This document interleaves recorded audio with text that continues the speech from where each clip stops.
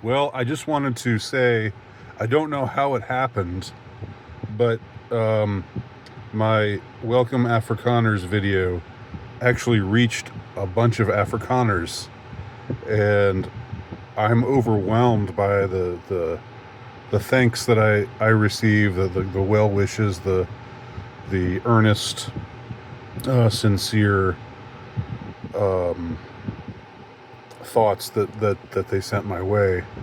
And this is something I wanted to acknowledge because I've talked before about how videos of mine sometimes go semi-viral in a negative sense, and they draw all this negative energy from all of these people who are,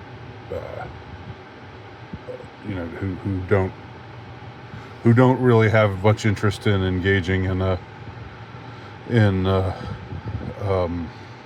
worthwhile discussion, but who just want to come on and diss you and clown you and make you try to make you feel like you're worthless, because they don't like your take on something. And I talked in the past about those videos of mine, which have had that kind of response. Most recently, of course, being my my video about Andor. So I think it's good to acknowledge the other side of the coin. That there are times when you send out something, a heartfelt message like the one that I sent about with the title "Welcome Afrikaners," and the fact that it was found. I don't know how these things happen. I do know that my videos have a small audience, and generally speaking, they don't reach outside of the small group of people who follow me. Relatively small group of people who follow me. But this time, for some reason, somehow, Afrikaners found my video, and I'm grinning. I'm grinning because, my heart is bonded with these people, in a way. I don't claim to know that. I don't claim to know them that well, or know that to be an expert on their history or anything.